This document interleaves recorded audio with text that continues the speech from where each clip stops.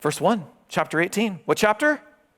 There you go. After these things, I saw another angel coming down from heaven, having great authority, and the earth was illuminated with his glory. After what things? It says, after these things. We need to ask ourselves, after what things? Well, that would be the previous chapter. In chapter 17, if you remember back a couple weeks ago, John was seeing a vision of something called Babylon. It was personified or symbolized by an adulterous woman sitting on a scarlet beast in cahoots with the Antichrist and the false prophet and the devil.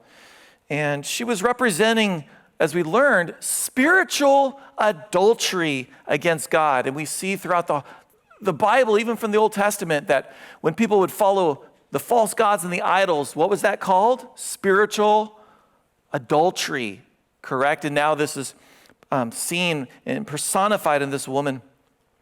John is seeing all the false religions of the world that have been co-opted by the devil. See, the devil's always used corruption in religions to deceive people into false security, right? Pride in man-made efforts in religion. That's of the devil. In the tribulation, he's going to co-opt religion outwardly, just overtly, in order to bring everyone under his control, using religion as a tool to bring everyone under the control of that single world power. Babylon, as we learned 2 weeks ago, really comes down to that attitude behind it. Babylon is really the attitude, that satanic attitude of rebellion against God. And it found its ultimate expression. You see this in the Old Testament, in the original Babylon. And throughout its whole history, Babylon has represented this insolent, defiant attitude against God. It represents humanism, trusting in man. It worships man's achievements. If you remember, Lance covered this in depth 2 weeks ago. Let's just review real quick. Babylon is associated with Nimrod and his original kingdom that he built in a place called Shinar, which became the kingdom, the area, the region of Babylon. In that same region, they built the Tower of Babel, correct? We talked about that. Later, Nebuchadnezzar builds something else in defiance of God, a golden statue representing his own majesty that people were to worship. We learned about that blasphemous cult, that cult of Tammuz and Semiramis, which was an imitation god of resurrection. And then that god Tammuz becomes the kind of the origins of Baal worship. And Semiramis, the mother, becomes the queen of heaven. And she was even worshipped in Israel by the false prophets. And you see the various prophets of God denouncing those false prophets and that worship of the queen of heaven. So that was chapter 17. And then we see just a twist in the plot. After his one world false religion that he has set up has served its purposes, the Antichrist turns against this and he declares himself to be a god. It says that he hates the harlot. He attacks her in a vicious and in disgusting terms it's described. Here's what's happening. Up until the midpoint of the tribulation, that 3.5 year point that we've talked about, the Antichrist is using religion to consolidate his power. So he's being friendly towards religion. He's embracing it. He's giving it lip service. But then, after that time of being ecumenical and uniting all the religions into one big happy family, he suddenly changes the script and says, oh, no, you're supposed to worship the Antichrist. Sets himself up as God. Now, suddenly, all the religions of the world are in a quandary. What do we do? We're supposed to worship this person? And that's when it all falls apart. He demands that worship, and the various religious systems, which are personified by that harlot, are suddenly thrown to the curb. It's the most blatantly blasphemous and heretical moment there when he sets himself up as God. And all the mainstream religions of the world will finally protest. And they're going to end up on the beast's bad side. By the way, he doesn't have a good side. But they're going to end up on the bad side. Harlotry really is an apt symbol for what's going to happen here, as prostitutes are used and abused and then discarded. And the beast will use religion for his purposes and then discard it when it no longer is useful to him. Pastor Lance was telling us about a book he recently read, and I hope I'm not stealing your thunder. Maybe you'll share more about it soon. But a book is out, Shepherds for Sale. What was the name of the author? Basham. Megan Basham. I've been watching a couple of her podcasts. Really good. But this book is causing quite a stir in the evangelical world because it's exposing how the progressive side of the moral spectrum in our society is courting the church, even through offering influence and maybe some financial benefits. And it's reaching out to pastors and encouraging them to preach in favor of that worldview, that progressive worldview, trying to sway even voters to a particular ideology, using religion to gain power. Does that sound familiar? It's already in effect. My friends, the church must stand for biblical truth, not political truth, not what is socially popular. Because at the end of the day, when the church is no longer a compliant voting bloc, what's going to happen? The powers in charge are going to toss the church to the curb. This is the way it's always been. So if we compromise and change our values in order to make everyone happy out there, what's going to happen?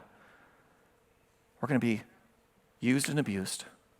My friends, we have to stand for biblical truth. Stand for the Bible. Well, that was verse 1. How are we doing so far? Got a ways to go tonight. It's a shorter chapter, so we're going to have a few rabbit trails tonight. Verse 2. And he cried mightily with a loud voice, saying, Babylon the Great is fallen, and has become a dwelling place of demons, a prison for every foul spirit, and a cage for every unclean and hated bird. By the way, if you're hoping for an upbeat, happy study tonight, it is, if you remember what's being accomplished here. This world needs to be cleansed of this stuff, but we have to look at it and see what it's like. And this is what it's like. Before the final destruction of this Babylon, this world system that's in rebellion against God, before its big fall, it's falling spiritually all along. The demons that plague her, even here being symbolized as birds, are rising up. The demonic realm has often been symbolized by unclean and hated birds. You remember in Jesus' parable of the soils, he talks about some of the seed that's cast on the wayside, the hard sidewalk soil where people walk. What happens to that seed that doesn't get into the soil? The birds come along and carry it off. Symbolic of how the devil wants to steal the word of God away from people's hearts.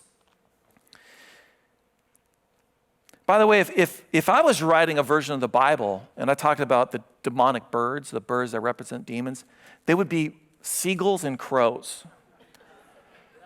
Right? Yeah, just seagulls and crows. Those are the demonic birds, I think, of the California Bible. The California Bible would be crows and seagulls. Don't you love it in the morning when the crows just decide to have somebody called it a rave. That's a great word for it. Just a rave, yeah. Oh, man. Well, the demons here are taking root in Babylon, and leading up to that fall is the moral condition that's been corrupted, leading to a systematic decay that ends in a final collapse. When Babylon is finally destroyed in that big fall, as we see here, what's going to remain at the end? The demons. They're just kind of a place to hang out in this fallen ruin. This reminds me, though, of what's happening even now. A lot of big cities were once beautiful and vital centers of culture and life. yet today are overrun with slums, human suffering, human waste even, and disease. What happens to these big, beautiful cities over time? Can you imagine? The system of Babylon is described as a massive city that just decays and is rotting from the inside out as demons are taking over. But it reminds me as well that throughout the Bible, think of the big cities. What happens in the big cities in the Bible? Do you remember that God told Adam and Eve that they were to spread out over the face of the earth as they were multiplying? Do you remember that? Spread out, he said. Did he command Adam and Eve to congregate into cities? Is that part of God's plan for humanity?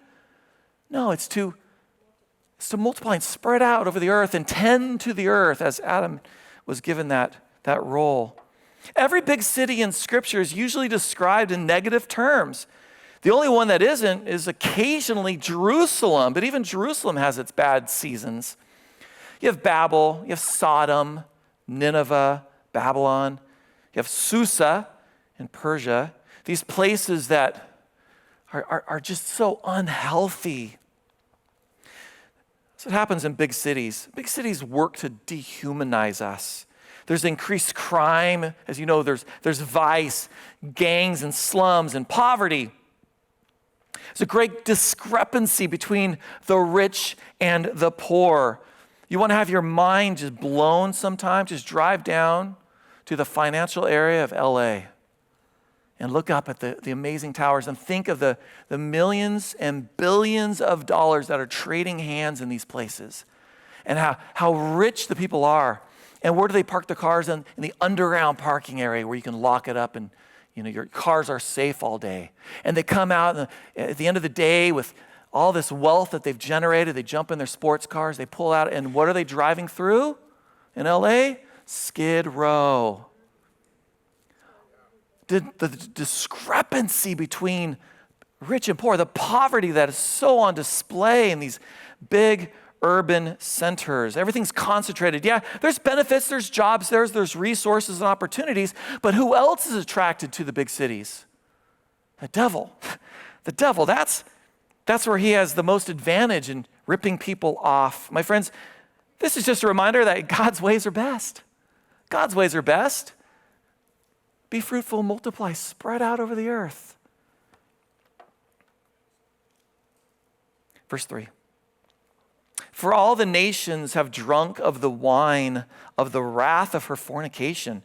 The kings of the earth have committed fornication with her. The merchants of the earth have become rich through the abundance of her luxury.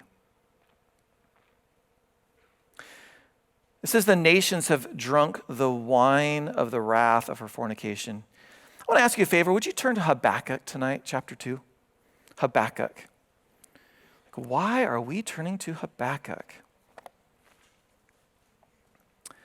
Habakkuk sees a vision of a foreign nation that's going to be invading Judah and taking Jerusalem. Can you guess what that foreign nation might be?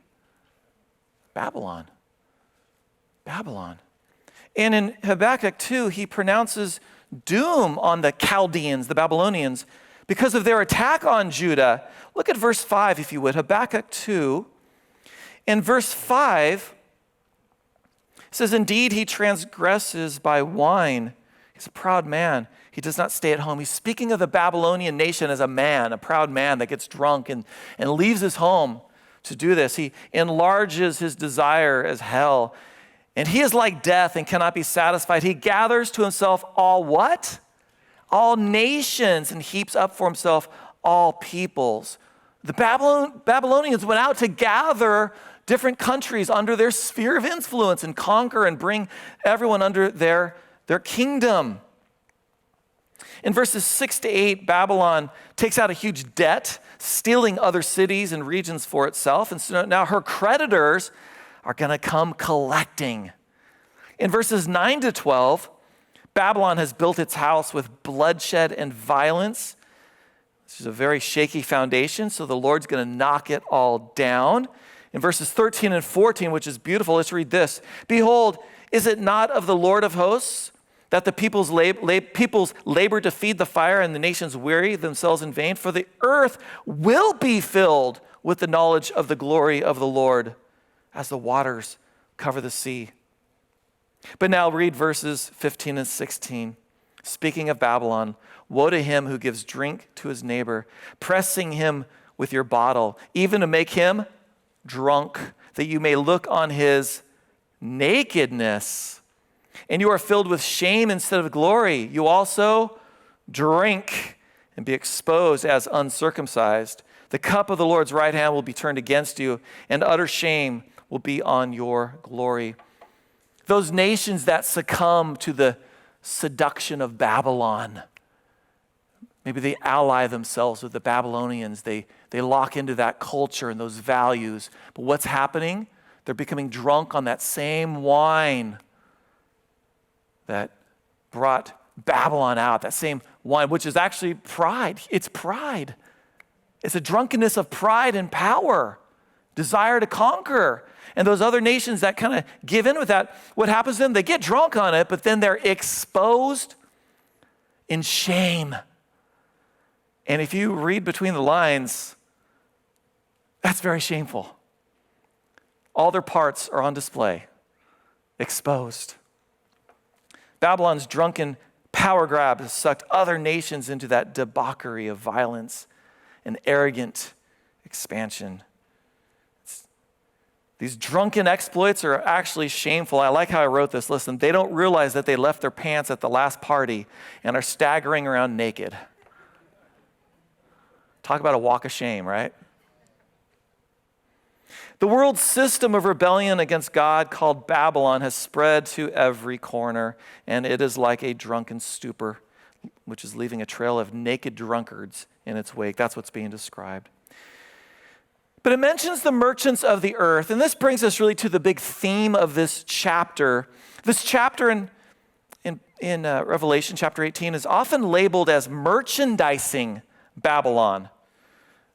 So the previous chapter 17 is spiritual Babylon, the spiritual corruption, the adultery against God in spiritual ways, but now it's merchandising Babylon. These aren't two different Babylons. It's the same Babylon, just two different sides of the problem. Rebellion against God. That spiritual rebellion in creating man-made systems of religion that deceive people into thinking that good works and religion can save you instead of just faith in Jesus and repentance from sin. But now merchandising Babylon is also rebelling against God. It's indulging in the stuff of this world. James warns us against this, these lusts. What are they? The lust of the eyes, the lust of the flesh, and the lust of pride, the boastful pride of life. Human desire here is being elevated to the highest degree. It's trying to satisfy the flesh is just an insatiable desire. You can never find full satisfaction. You always need more. That's the spirit of this merchandising Babylon. You always need more because you're never satisfied by it. With the lust of the eyes, you see more that you want. The lust of the flesh, you see more that you want to experience, more that you want to consume, more booze, more sex. The lust of pride, more power, more attention. All of the world's sins are summed up in these lusts, and they describe Babylon so well. Because every nation on earth interacts with this system. All are infected by it. That's what's being described. It's merchandising. The merchants are getting rich off of those who are suffering by addiction to her luxuries. This kind of reminds me of Las Vegas, a little microcosm. I'm sure none of you have ever visited Las Vegas, but if you were to visit Las Vegas, I remember when my family would drive through there, my dad would point out the lights and the massive hotels and the neon signs and the glitz and the glamour. He'd ask me, hey son, who's paying for all this? Who's paying for all of this? It's a simple question, but there's a painful answer. All that glitz and glamour in Las Vegas is being paid for by people losing their money to gambling. Sure, some money is being made by the shows and the hotel accommodations, but those have costs. Slot machines, though, are just mesmerizing cash magnets, devices designed to take money from people. And if you do win occasionally in Vegas, you'll get a dopamine rush of the lights and the sounds, and that draws you in. And what do you want to do with your winnings? Put them right back in again. Everyone eventually loses because what wins in Vegas? The house always wins. And you end up also with a gambling addiction in the process. See, Vegas is just a small microcosm, a small example of what merchandising Babylon is all about in the tribulation, but it's already in play. It's ultimately the devil's scheme to create desire by marketing products that can never truly satisfy. You know, in a moral society, capitalism is great. If you have a strong moral compass, capitalism works great. Supply and demand, hard work and investment, a chance for people to succeed and get out what they put in. But in an immoral society, which is unchecked and unrestrained, capitalism can prey upon people, right? And people sometimes are not wise to the trap that's being laid for them in this. The founding fathers in America knew that democracy and free market economy would only work properly in people that were governed by God, right? And even people like Thomas Jefferson, who was not really a Christian, more of a deist, he wanted to encourage religion in America because it would protect the freedoms that they wanted to bestow upon citizens. They wanted freedom in America, but they knew we need a people who are guided by a strong moral compass, or this is all going to fall apart. And that's what we see happening in merchandising Babylon, in this godless society. It is all falling apart. Supply and demand can become quite insidious when you can manipulate people into demanding your product, which can never deliver what you promise, but they think it's what they need. It just appeals to those lusts, the eyes, the flesh, and pride. Think about when there's no safeguards of regulations, what merchandising can get away with, especially when the merchants have no scruples in protecting their consumers. There were times in history when these things were sold and even promoted as healthy, safe fun. Cocaine. Do you know that there used to be cocaine in our products? People thought this was a good idea. Coca-Cola was based on the coca leaf and did indeed contain a small amount of cocaine until 1903.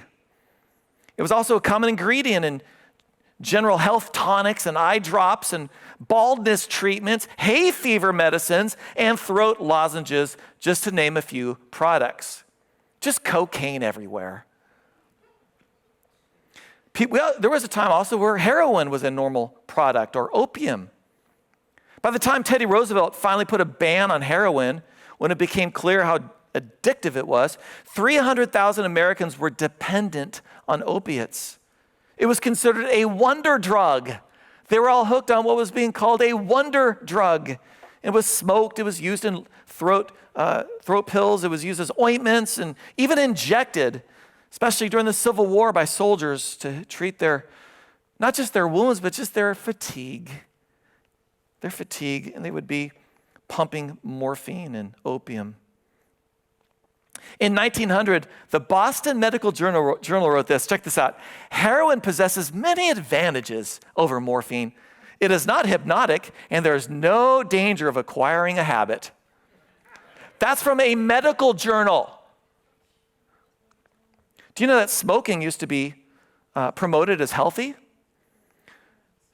Tobacco companies used to feature doctors in their advertisements. Just for fun, I went back and looked at old advertisements for smoking. That's a hoot. In 1946, for example, the Reynolds Company had this slogan: "More doctors smoke Camels than any other cigarette." That's good. They touted the health benefits of smoking even toward youth, and check this out, pregnant women. Help them calm down in their pregnancies. Sugar, how about sugar? In the 1960s, sugar companies funded research to downplay the risk of sugar and highlight the dangers of fat. You guys remember that when all the focus was on fat and how dangerous fat would be, right? And all of these cholesterols and fats, not realizing there's actually some good cholesterols, right? But all of that attention on fat made us kind of forget this problem with sugar. Because if you could get people to reduce the amount of protein they were eating, they'd have to make up their diet with what? Carbs, sugars. But now we know the truth that sugar plays a huge role in heart disease and health in general. Won't go into all the details, but there was a time where we actually sold things like leaded gasoline. Well, that was a good idea, wasn't it? How about lawn darts? How many guys had lawn darts as a kid? How about those science toys that actually contained uranium? Anybody have that little science kit that you could actually have a little, no, that's probably before your time, but they used to market radium, that glow in the dark paint.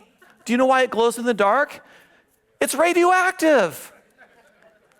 My daughters were in a play once that told the story of the radium girls and how they were never told the health dangers, and they worked painting dials on watches because they were so dainty and careful with their painting. But you know what they do? Dip the paintbrush on their tongues and they get radium, and they all got cancer and their faces fell apart. And no one told them of the dangers. That's merchandising Babylon run amok. But now we have new industries and products that are being marketed with positive spins. Social media. You can stay connected to your friends. How great is that? What could possibly go wrong? But now we know what that actually leads to. Antisocial media, we should call that antisocial media, leads to more isolation, feelings of inadequacy, low self-esteem, comparing yourself to others, constant FOMO. You know what FOMO is, right? Fear of missing out. And that blatant marketing with those ads. And so many ads are anti-biblical. Here's another new product that's being touted as safe and beneficial. Gender-affirming care. Yeah, I went there. I did. Did you see that? I just went there. I'm probably going to get in trouble for this. But gender-affirming care, that sounds so positive and healthy, right? So good. What could possibly go wrong? Well, how about permanently sterilizing young people? How about cutting off healthy hormonal production, which is necessary for proper development? How about pushing that lie that you are based on your outward identity? So who you are is based on your outward identity and how people see you. That's what defines you, is how people see you. That's not true. We're created to flourish in a relationship with God. Joyfully live as created in his image rather than according to the images of this world. But if that's idolatry, right? What could possibly go wrong in merchandising Babylon? Just trust everything. Just trust it all. It's all good, the devil says. Verse 4. And I heard another voice from heaven saying, "Come out of her, my people, lest you share in her sins, lest you receive of her plagues." Oh, this is Lance's message from a couple Sundays ago, that in the original Babylon, Israel was in exile there, but Israel was told to live as good Babylonian citizens and even pray for the peace of their city, which we learn about in Jeremiah 29. And as Babylon was blessed, they would be blessed, and they would prosper in that exile as they were obedient to God's plans. But here's the thing. They were not joining in with Babylon. They were staying distinct and separate as a people. You see the standout heroes of the faith in that time: Daniel, Shadrach, Meshach, Abednego. Later in Persia, it's Esther and Mordecai, and later Nehemiah. These people were standing in these cultures as God followers. You see, that's the difference. They were in Babylon, but they were not of Babylon. Here in the last days, this metaphoric Babylon is no longer a safe place to live spiritually or even physically. The sin is infectious. Judgment is falling. In those last days of Babylon, people must distance themselves, get unentwined with it. The system of Babylon, I would say it's this. It's that which sucks the life from us. Babylon sucks the life from humanity. God created us to flourish. Satan created Babylon to enslave us. Adam and Eve are created for a garden, not for a Babylon. Consider how much time we waste with our eyes glued to a phone or a computer screen, wasting time in worthless entertainment. I am guilty of this as much as anybody, of doing the flip on the phone. The flip. What's next? What's next? What's next? What's next? My friends, we're not created for that. There's a phrase that I love from the young people. They say, you need to touch grass once in a while. Turn off the computer, put the phone away, get outside and see some real grass. Enjoy the trees that God created. Go up in the mountains, take a hike. Connect again with the world that God created, not that imitation world that Babylon has created. Because if you don't, you're going to lose your humanity. Amen? Take a hike. It's good. While you're doing that, pray. But we're told to come out of her. No, we can't leave the city. It's the whole world's system, but we can come out. We can refuse to succumb to the lusts of this world. Verse 5. For her sins have reached to heaven, and God has remembered her iniquities. The same thing was said of Sodom and Gomorrah, right? That the sins of those cities reached to heaven. And that original Tower of Babel was built in order to reach into heaven as well. But really the only thing that we have that can reach heaven on our own is the stench of sin. Oh yeah, you can reach heaven all right, but it's only the stench of your sin that can reach heaven. That's the only thing that can reach heaven. That's why God had to send his son to reach us, amen? Verse 6, I'm going to read 6 to 8. It's kind of a longer bit here. Hang with me. Render to her just as she is rendered to you, and repay her double, according to her works. In the cup which she has mix double for her. In the measure that she's glorified herself and lived luxuriously, in the same measure, give her torment and sorrow. For she says in her heart, I sit as queen, and I am no widow, and will not see sorrow. For her plagues will come in one day, death and mourning and famine. She will be utterly burned with fire, for strong is the Lord God who judges her. Now that might seem unfair. Double judgment for sin? How could God judge double for sin? That's not fair. But my friends, wait a minute, hold on. We're not talking about an individual. It's describing a society in collapse. And it's going to be completely shattered in God's judgment. It's going to seem, my friends, like way more than double. It's total. It's complete. It's utter destruction. Now, as it speaks of this harlot, and she's speaking in her heart and her pride, it seems to be an echo of that Jezebel in the Old Testament, doesn't it? Known for her murder and seduction. Or maybe that false prophet, that harlot who's spoken of in Revelation 2, she's called a Jezebel because she leads people into ritualistic, satanic, sexual practices. So we have some types, some forerunners of this ultimate Jezebel.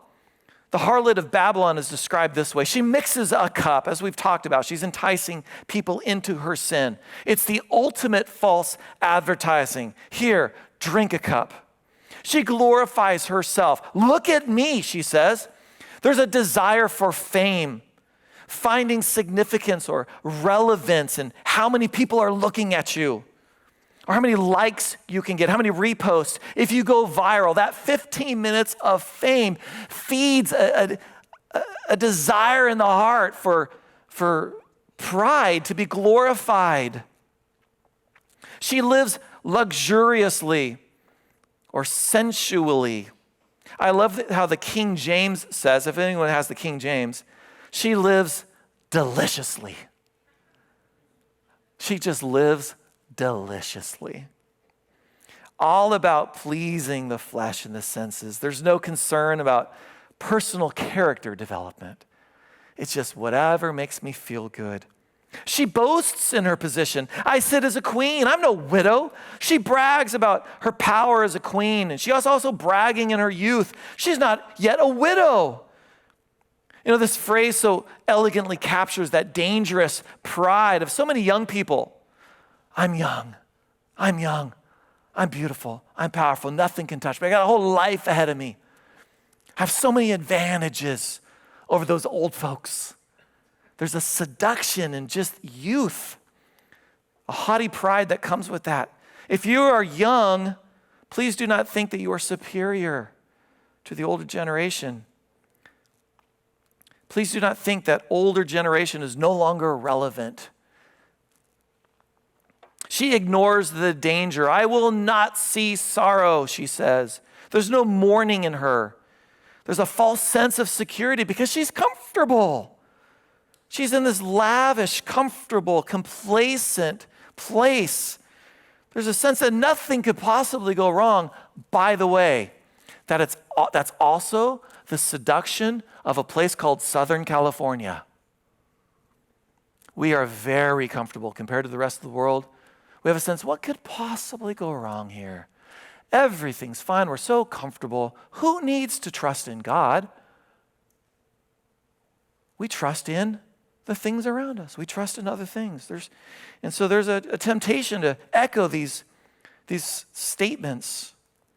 But verse 8 is emphatic. Her plagues will come in one day. Death and mourning and famine. She'll be utterly burned with fire. Babylon, though, is not the only focus of judgment. If you're thinking of Babylon as a city, but we know it's really covering the whole earth. See, it goes much further. Look at verse 9.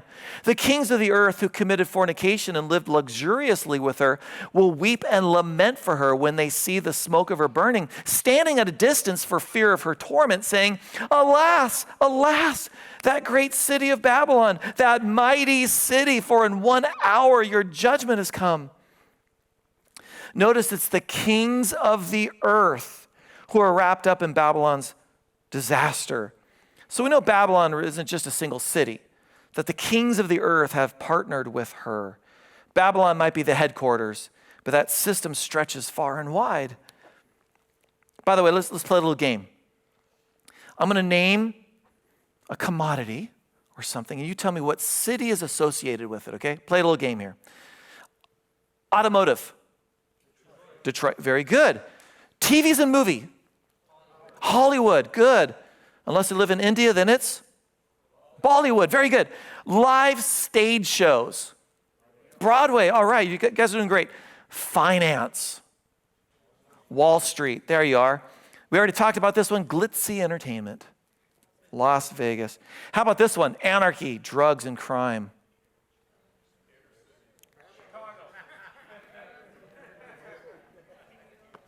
Yeah, you name it. I was thinking, what? Oh, are those evil? Oh, okay, very good. Oh, I see what yeah. How about this one, my friends? Pornography. San Fernando Valley, right over the hill. It's the capital of pornography.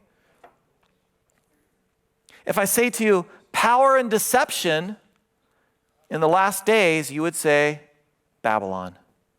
Babylon, that's its association. And it spreads over the whole world. Verse 11, and the merchants of the earth will weep and mourn over her, for no one buys their merchandise anymore. The worst thing in business is high overhead, investing in products that no one wants to buy. Have you seen those images of unsold cars filling lots? They try to hide it.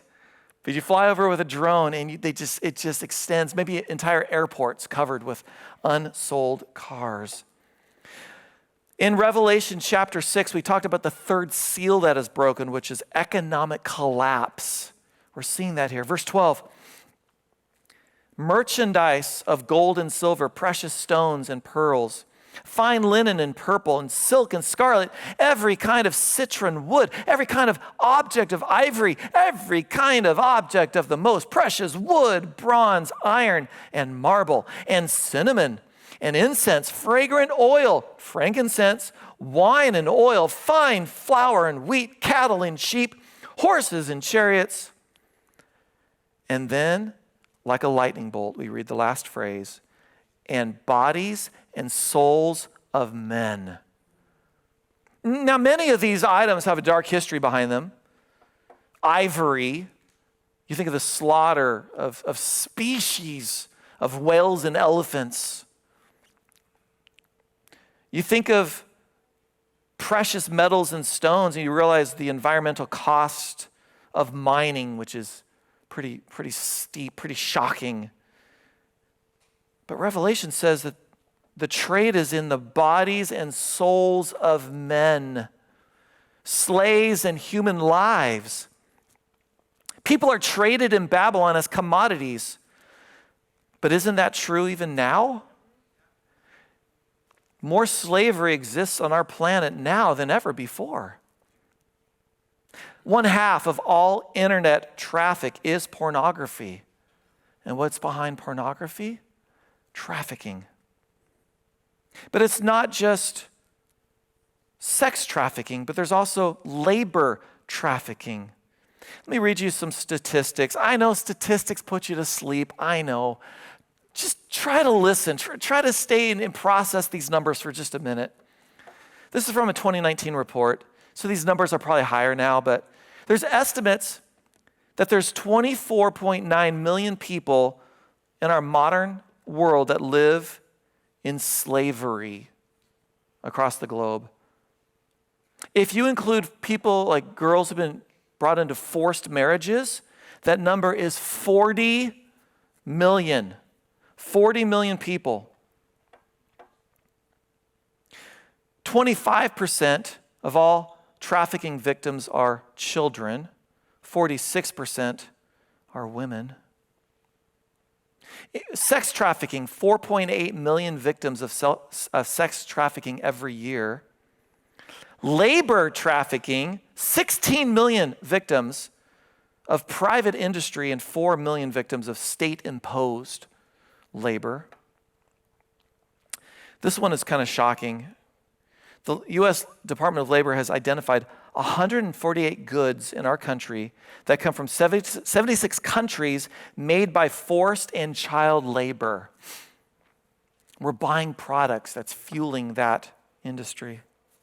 How about this one? There's an estimate 403 million people living in conditions of modern slavery in the United States. In our own country, nearly 500,000 people enslaved. Commercial sex exploitation generates $99 billion a year, and I'm sure that's $1 trillion now. And forced labor generates $51 billion. So trafficking, human trafficking right now is considered a $150 billion a year business. It's not just in future Babylon. This is now. I'm going to go deep here for just a minute. See if you can follow this, all right? Follow my train of thought.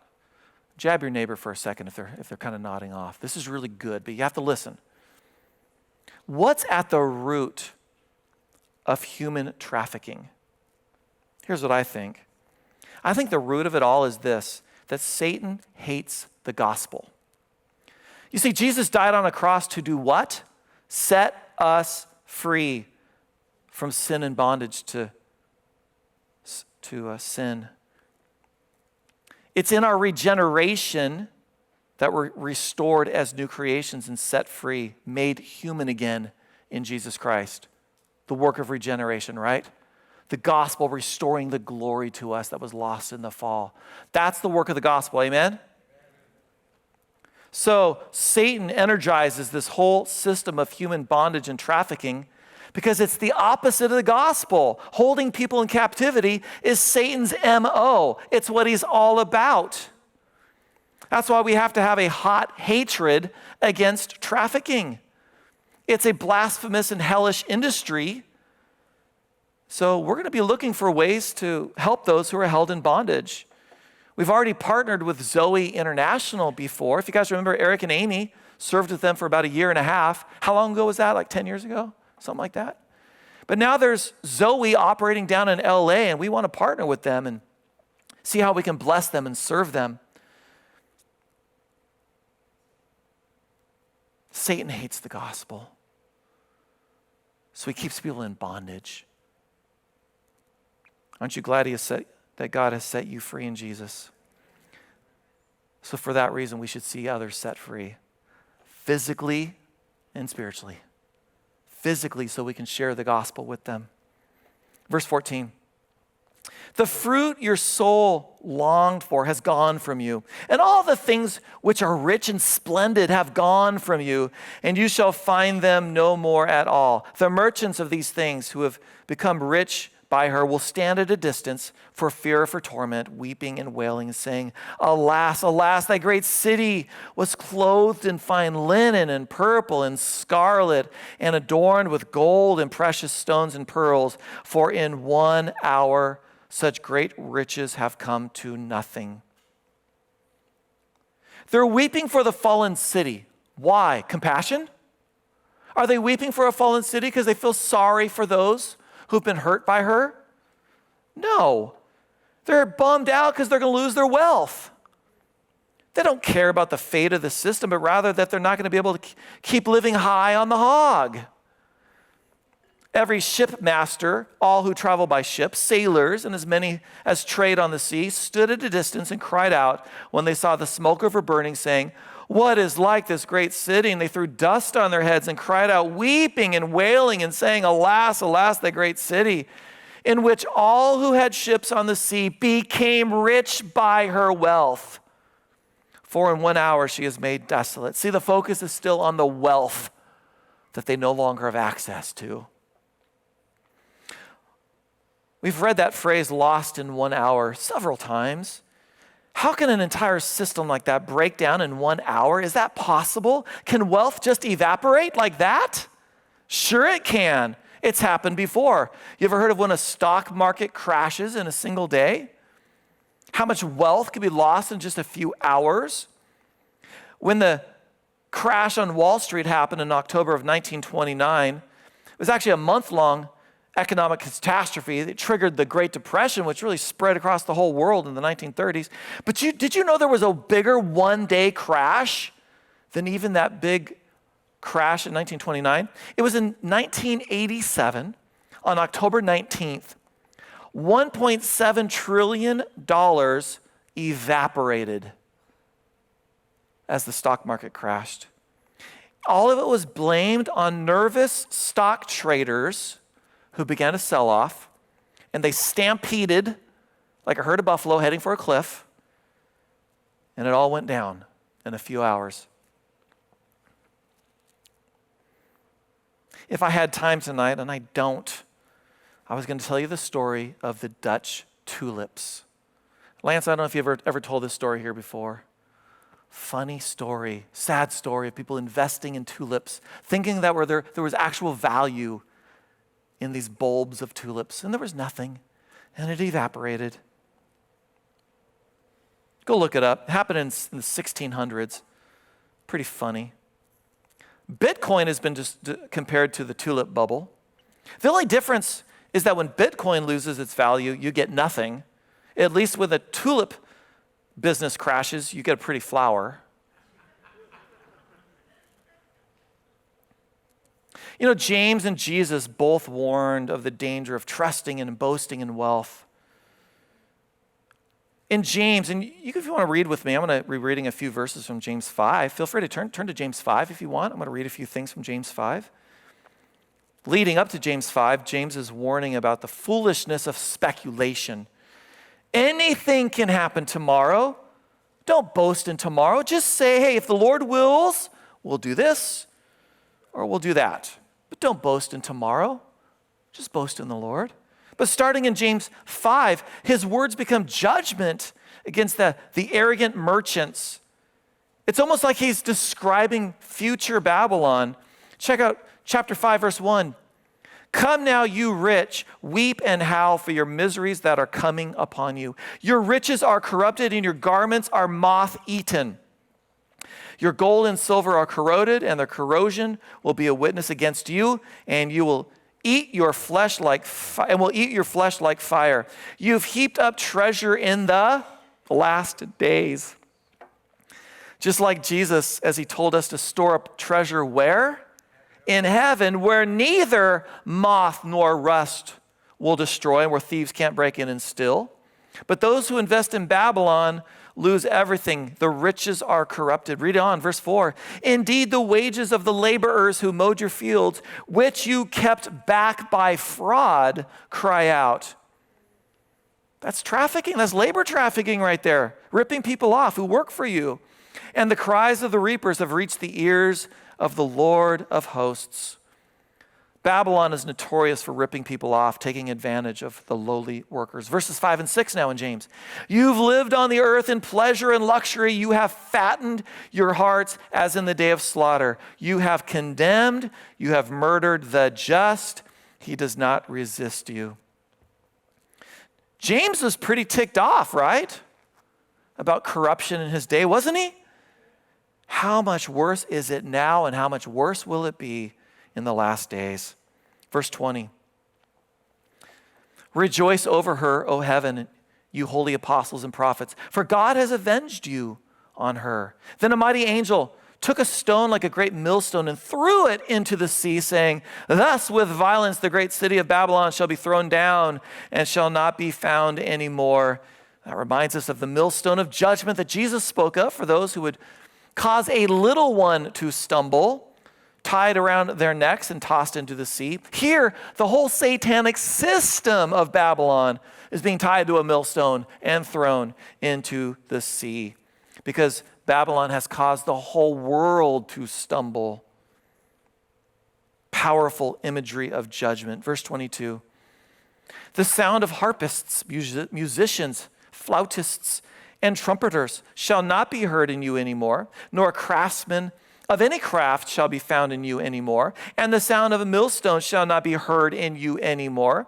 The light of a lamp shall not shine in you anymore, and the voice of bridegroom and bride shall not be heard in you anymore. For your merchants were the great men of the earth, for by your sorcery all the nations were deceived. Do you see what's happening here? The book of Revelation here is setting up for us a great contrast. It's a comparison between fallen Babylon and what's coming real soon in the text, New Jerusalem. As you read that, you're saying, God is going to give us something completely different. He's going to restore everything that's lost. Everything that Babylon rips off is going to be restored in the new heaven and the new earth, the new Jerusalem. I thought we'd be erupting in cheers at that point. Amen. Yes. Verse 24, and in her was found the blood of the prophets and saints and of all who were slain on the earth.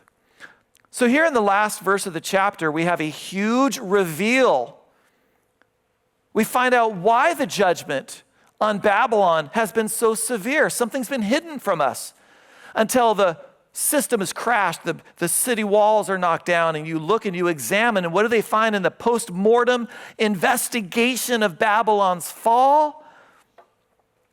You see the true evil that's been hidden under that opulence.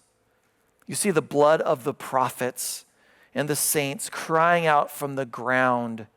A slaughter has been hidden, like Abel's blood crying out against Cain in Genesis 4.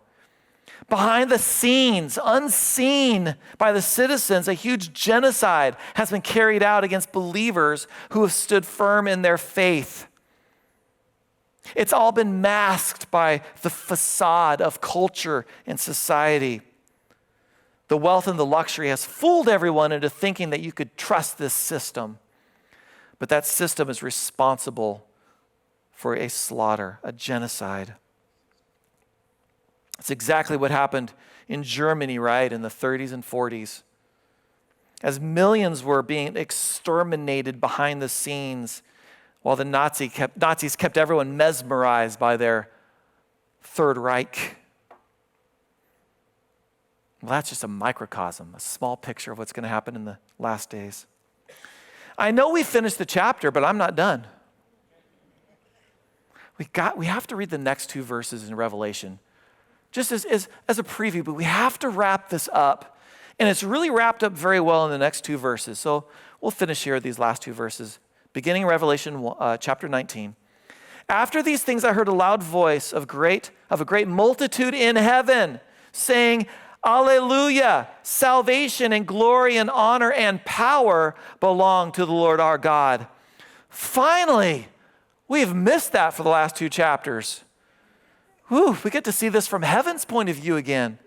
For true and righteous are his judgments, because he has judged the great harlot who corrupted the earth with her fornication and has avenged on her the blood of his servants shed by her.